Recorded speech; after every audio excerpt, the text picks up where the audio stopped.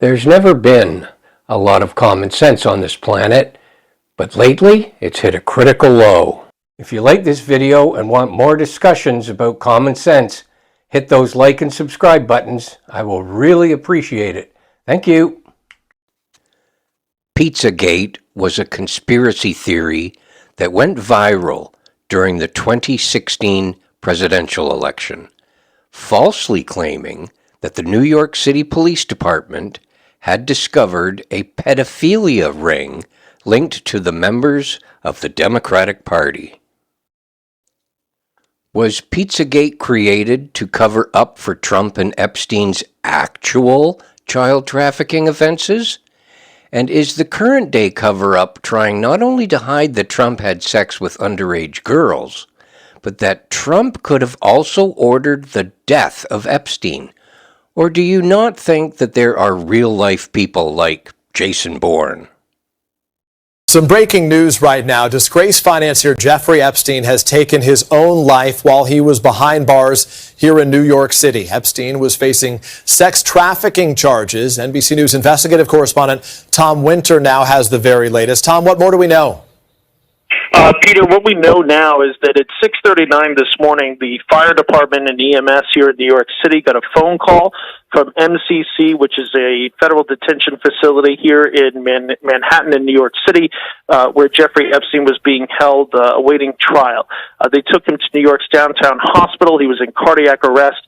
And he was pronounced there. What we know from officials that have been briefed on what happened, he was found and appeared that he had hung himself in his cell or wherever he was being held within MCC, and he was found by prison officials this morning, and that's when they reached out and they called EMS in unsuccessful attempts to revive him. So that happened early this morning, and right now what we're trying to do is figure out if he was still on suicide watch, because there was an incident that occurred several weeks ago where he injured himself.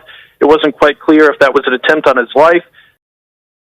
For a person who is on suicide watch, or may have had someone already try to kill him, you would think that they would be personally looking in on him frequently, unless, of course, you had 24-hour surveillance cameras and you were monitoring those 24 hours a day.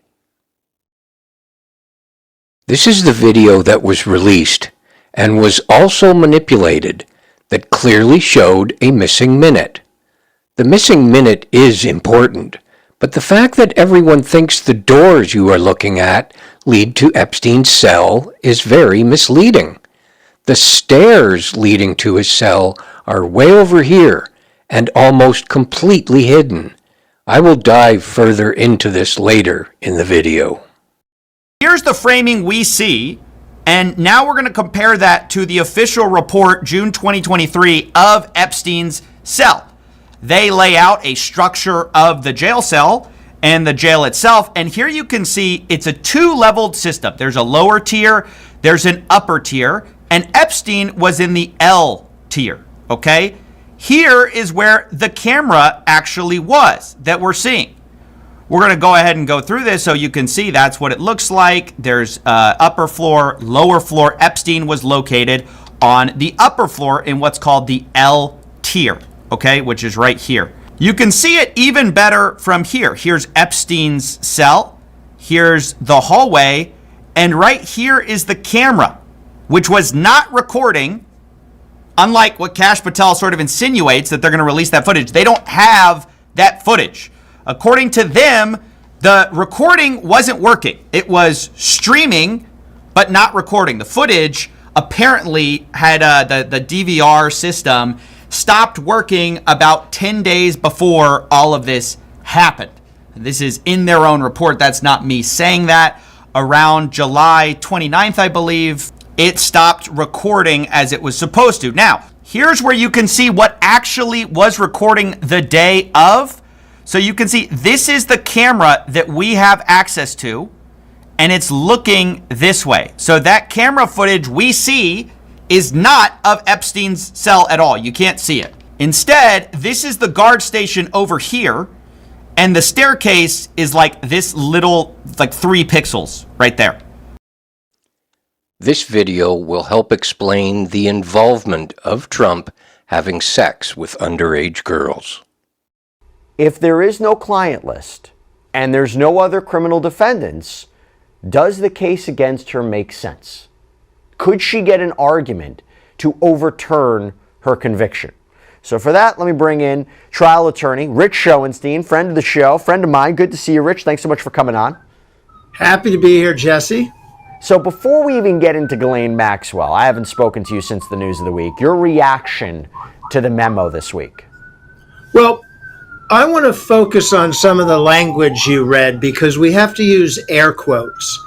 This statement that came out of the Department of Justice says there are no client lists, but it uses quote marks around the term client lists. There are no the systematic review revealed no incriminating client list. What does that mean? What does that mean? They're not saying we didn't see the names of any people in these files.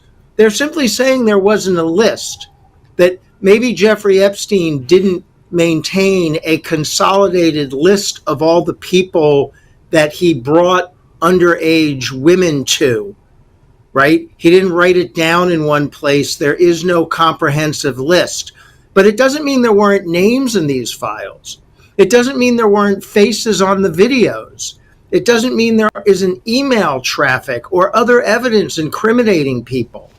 And what I'm reading here says we didn't see a client list, so everybody keep on moving. There's nothing to see here. I think that's sort of a disconnect. That's my reaction to it.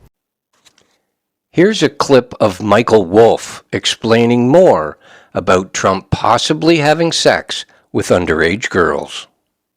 So is the assumption that the reason the DOJ is not releasing any more information on Jeffrey Epstein is because it's somehow trying to protect Donald Trump? Well, I think throughout the Trump years, both the first administration and now this second administration, and in between, it has always been an incredibly sensitive topic.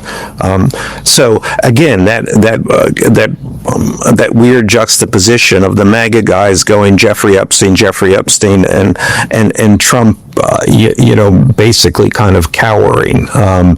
And there was a moment which I reported on at the end of the last administration when he became very wary about the arrest of Ghislaine Maxwell and asked whether or not, what could she say, what would she say, and should he pardon her? Why would Trump consider a pardon for Maxwell? Could it be because she can implicate him in having sex with underage girls? Or will she simply commit suicide with no video cameras working, just like Epstein? These two sick individuals were having sex with underage girls. Here's the issue, though. One of them is dead by suicide or was murdered. The other one is the President of the United States, who could have ordered the first one's death.